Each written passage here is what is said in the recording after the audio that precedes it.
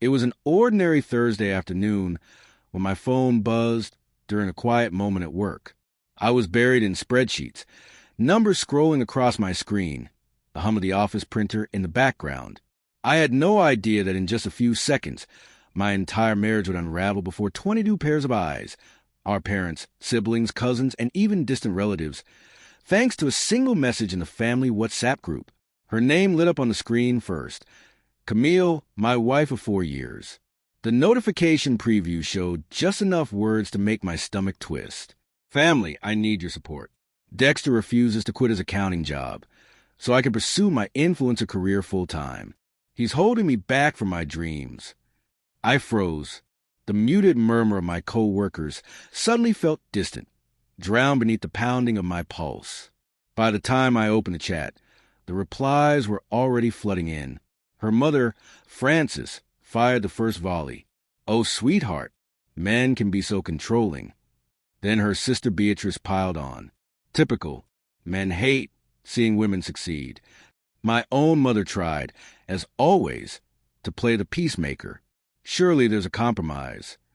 The phone vibrated in my hand with each new ping, the cascade of judgment slamming into me like stones. My brother Garrett texted me privately. "Bro, what the F asterisk is happening?" Asterisk, I stared at the family group, at Camille's smug little declaration, and felt a sharp, hollow ache settle in my chest. She hadn't just shared a disagreement. She declared war, choosing an audience of 22 spectators as her battleground.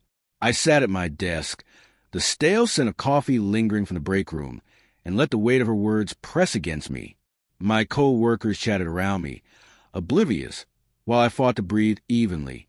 For 30 silent seconds, I stared at my phone, then typed slowly, deliberately, each word a blade. She's right. I do refuse to quit my job. But I didn't stop there. With cold, precise fingers, I attached 12 screenshots, our bank statements, credit card bills, personal loan documents. 6 months of receipts, itemized evidence of what her influencer dream had cost us. $18,000 in credit card debt. Designer clothes that never left the closet. Ring lights stacked in the spare bedroom, like monuments to failure. A loan for $8,000 to fund a Miami photo shoot. A $3,500 monthly average burned on content creation for an Instagram account with 837 followers. And revenue? 0. Finally, I added the line that sealed the silence. This is why I refuse to quit my $75,000 a year job. Because someone needs to pay for the influencer lifestyle that hasn't made a single cent. The typing indicators danced, appearing and vanishing, but no words came. For 3 long minutes, the group chat went silent. It was as if the air itself had been sucked out of the digital room. And then, finally, Camille typed, "That's private information." My thumbs barely hesitated. "So, was our marriage until you made it public?" I leaned back in my chair, staring at the ceiling tiles above me. The hum of the air conditioner filled the void, but inside me, everything had gone still. A line had been crossed, one that couldn't be uncrossed. I didn't know it yet, but I had just lit the fuse that would burn down my marriage. When I drove home that Thursday evening, the sun was sinking low, casting long, golden shadows across the quiet suburban street where our modest brick house sat. From the driveway, I could already sense the storm waiting inside. Curtains twitched, the faint thud of drawers slamming carried through the open window, and when I unlocked the door, the air was thick with perfume, fabric, and fury. Camille was rage-packing. Designer handbags lined the hallway like soldiers. Half-zipped suitcases sprawled across the living room rug. She wasn't leaving, at least not yet. This was theater. Her way of letting me know how unforgivable my crime had been. "How dare you humiliate me like that?" she screamed, her voice sharp enough to rattle the picture frames on the wall. She whipped around, clutching a sequin dress she hadn't worn in months. "You exposed me to everyone. My family. Your family." I leaned against the doorway, exhaustion tugging at me. "You asked them to gang up on me." I defended myself with facts. Her hand shook as she shoved the dress into a suitcase. "I was asking for support. You twisted it into an attack." "Support?" My voice rose despite myself. "You call asking me to quit my job. So you can keep spending money we don't have support? You're bleeding us dry, Camille. This isn't a career. It's an addiction. She froze, lips trembling. It's not an addiction. It's an investment in my brand. What brand? My words came out colder than I intended. You post mirror selfies to 837 followers. Half of them bots. That's not a brand, Camille. That's a hobby, an expensive one. Her face flushed red, and for a moment, her bravado cracked. But then she reached for her phone like it was a weapon, pressing record. Her voice shifted, dripping with drama. Everyone needs to see what kind of unsupportive partner you really are. Fine, two could play that game. I pulled out my phone, tapped record. Good idea. Should I start with a $2,000 Dyson Airwrap you bought for one video? Or maybe the $5,000 workshop in LA where they taught you how to buy fake followers? Her recording stopped instantly. The phone slipped in her hand. For the first time that evening, she looked cornered. Later that night, after the shouting dulled into an icy silence, my phone rang. Hugo, her father. His voice was weary, heavy with a disappointment I'd never heard from him before. Son, I had no idea it was this bad. She tells everyone you're controlling, that you're cheap. I swallowed hard. I know. Francis has been filling her head with this influencer nonsense. He sighed deeply. Did you know my wife gave Camille $10,000 last year? Said it was an investment. Camille promised she'd pay it back when she hit 10,000 followers. My blood ran cold. 10,000? Yes. She's still at 837, right? His voice cracked, somewhere between anger and heartbreak. 837, I confirmed, bitterness tightening my chest. On the other end of the line, Hugo muttered a curse. Jesus Christ. The cracks in our marriage weren't just between Camille and me anymore. They ran through our families. Parents turning on each other, siblings whispering behind closed doors. And me, stuck in the middle of a circus I never bought a ticket for. I hung up, sat on the edge of our bed, and stared at the faint glow of Camille's ring lights seeping under the spare room door. They cast a cold, artificial glow against the hallway walls, like a reminder that my wife was no longer chasing life, but chasing likes. Somewhere deep down I knew this wasn't just a fight. This was the beginning of the end. By Friday morning, the storm had escaped the confines of our home. I woke up to the glow of Camille's phone screen illuminating her face in the dark. She wasn't scrolling. She was posting. Within an hour, Instagram lit up with her newest performance. A tear-streaked selfie, captioned with 1,000 words about financial abuse, dream killers, and toxic masculinity. She never mentioned me by name, but everyone who knew us knew exactly who the abuser was. I sat at the kitchen table with my morning coffee, scrolling through her post. The comments poured in like a flood of empty affirmations. Yes, Queen. Leave his ass. Men are always threatened by successful women. You deserve someone who believes in you. It would have been laughable if it weren't so infuriating. These people didn't know the sleepless nights I spent calculating how to pay our bills. They didn't see the credit card minimums, the loans, the way she drained not just our money but my sanity. One comment caught my eye, though, from her so-called business mentor, Roxanne, a woman who charged Camille $500 a month for coaching that amounted to motivational quotes and vague promises. Babe, this is just resistance before breakthrough. The universe is testing you. Don't give up. Check your DMs for my special offer. I screenshot it instantly.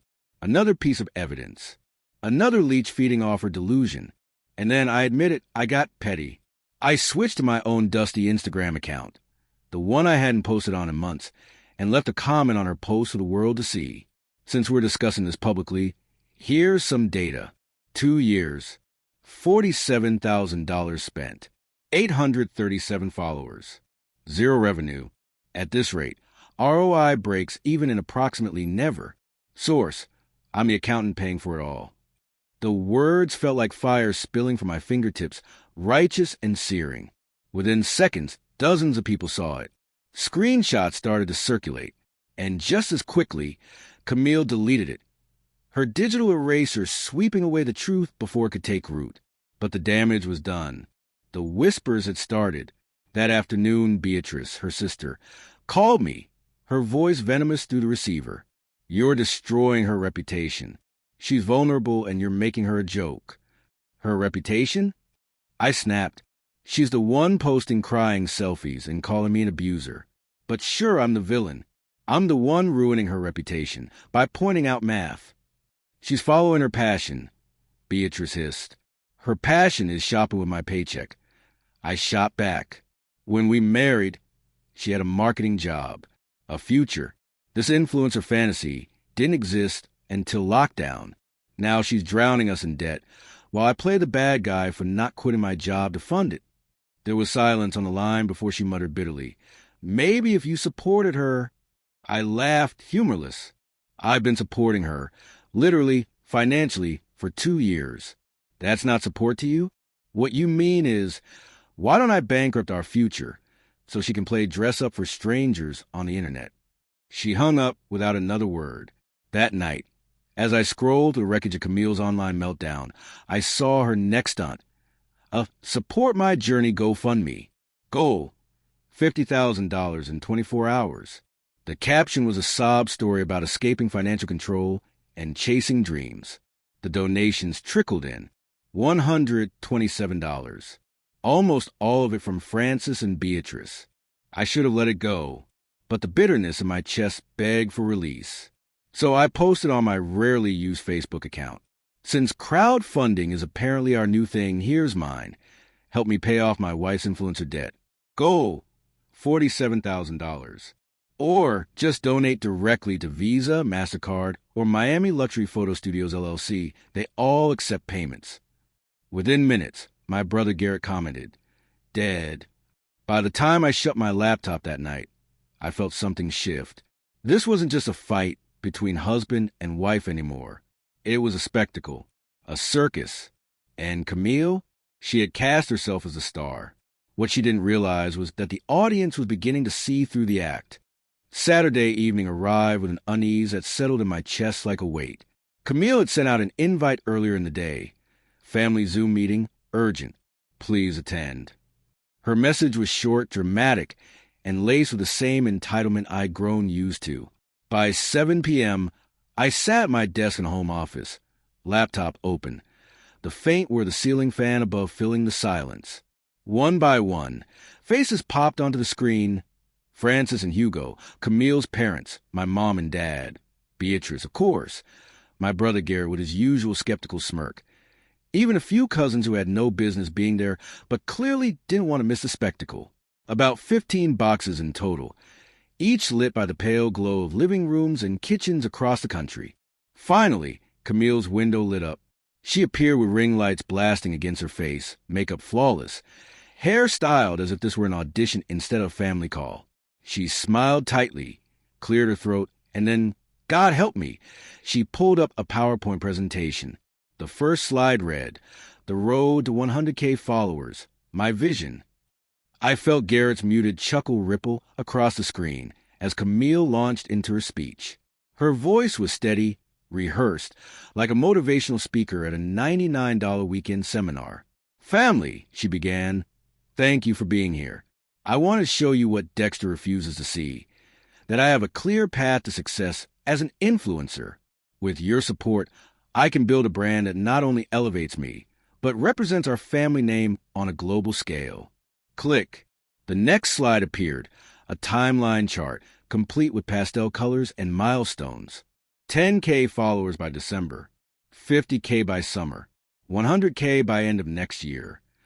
"Once I hit these milestones," she continued, "I'll secure sponsorships, partnerships, maybe even my own product line. But for that to happen, I need investment." Click. The next slide, projected revenue streams. Words like brand deals, affiliate links, and exclusive content floated on screen like promises pulled from thin air. Click. The final slide hit me like a slap. Investment needed. Living expenses for 1 year, $60,000. Equipment upgrades, $15,000. Travel for content, $20,000. Coaching and courses, $10,000. Total, $105,000. She looked into the camera, eyes wide, pleading, "This is what I need to succeed." And Dexter refuses to provide it. He's actively holding me back. The silence that followed was suffocating.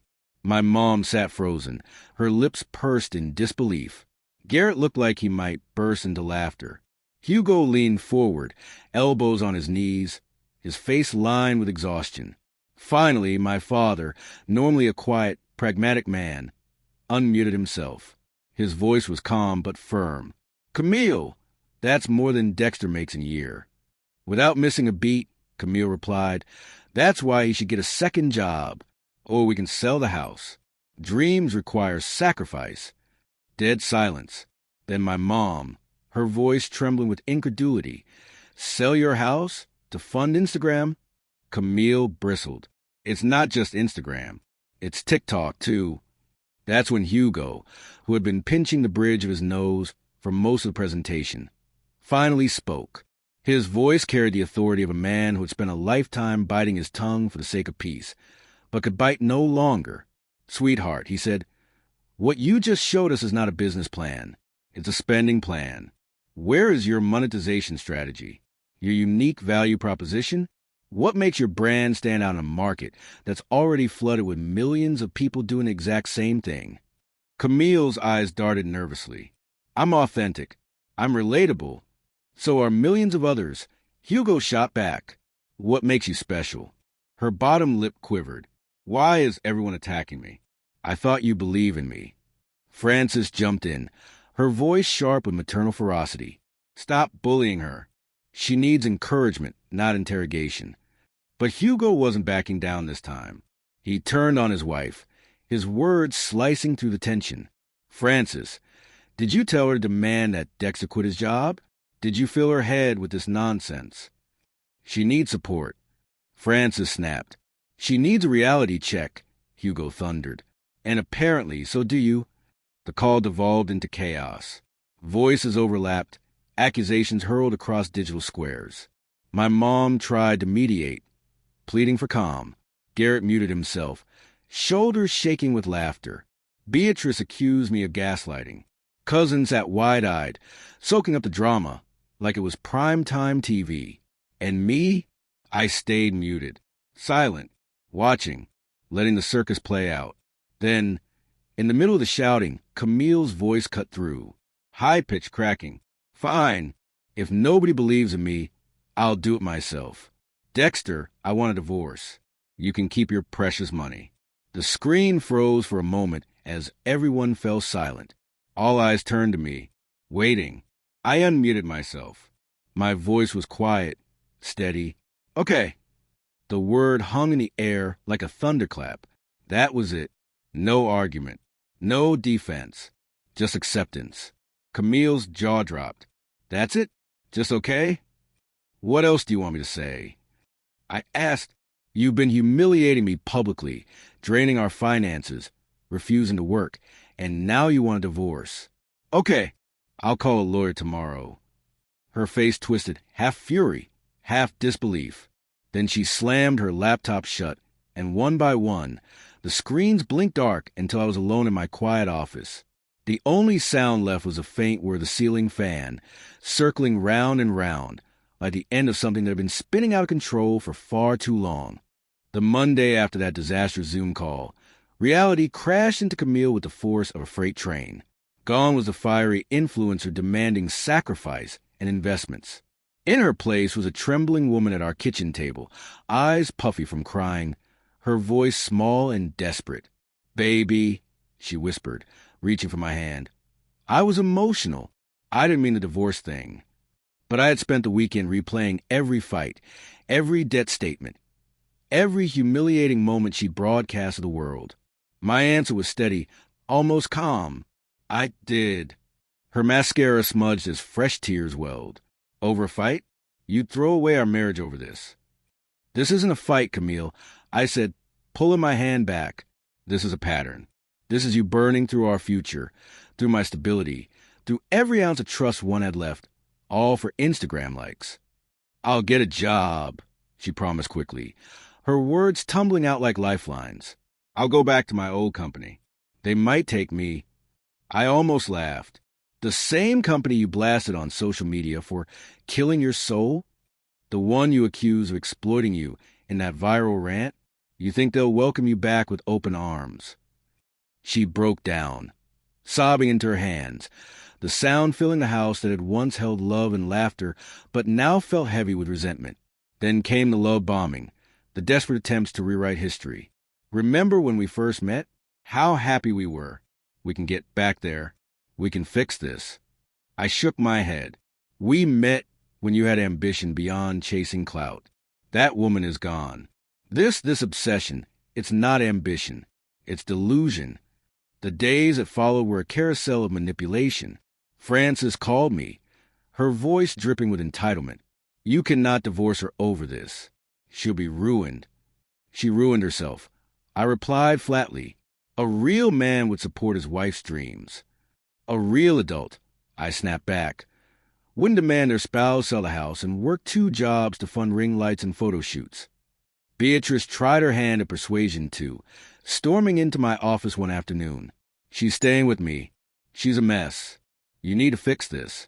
By fix, you mean fund her fantasy? By being supportive. I supported her for 2 years, I said, staring her down. 2 years of paying for a lifestyle that gave nothing back but debt. I'm done. She sputtered, then threatened, she'll take you for everything in a divorce. But I had been careful. The house was mine from before we married. The 401k protected. The debt's all in her name. What exactly will she take? I asked.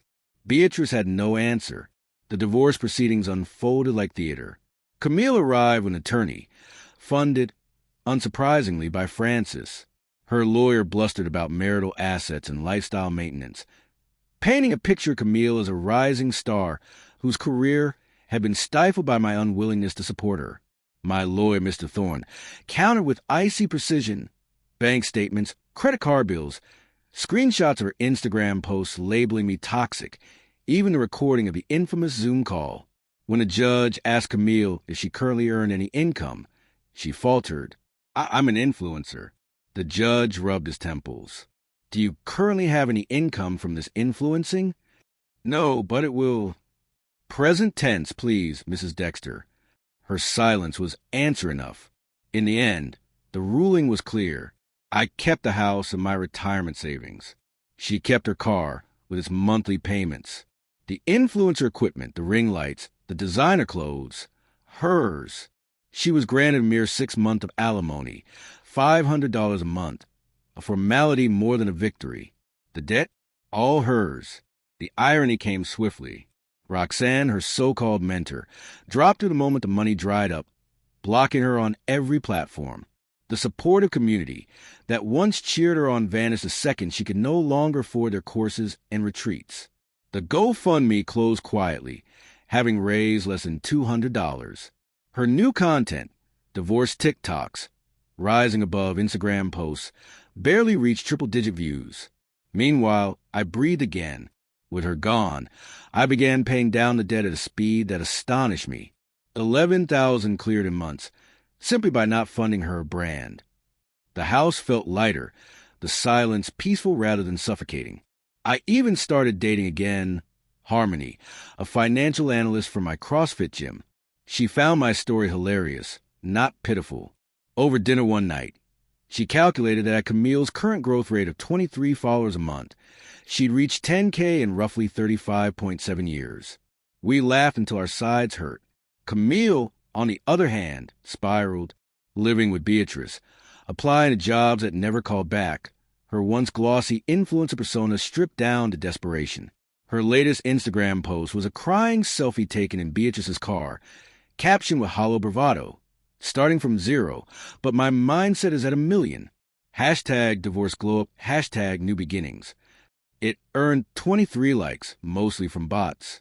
When Frances messaged me last week asking if I could help Camille with her car payment because times are tough, I didn't even hesitate. I sent her a link to Indeed.com and blocked her number. And that was that. I don't feel guilty. Not even a little. Camille made her choices. She wanted to be an influencer more than she wanted to be a wife. She wanted Instagram fame more than financial stability. She got exactly what she prioritized. Now, I sleep peacefully in my home, my debt shrinking each month, my life finally my own again. Camille is free to chase likes with her 312 followers, and I am free to chase something real. Stability, laughter, love, and a future not built on delusion but on truth. And when people ask me if I regret how it ended, I tell them the truth. No, I regret nothing. Because sometimes the bravest thing you can do isn't supporting someone's dream. It's refusing to fund their downfall.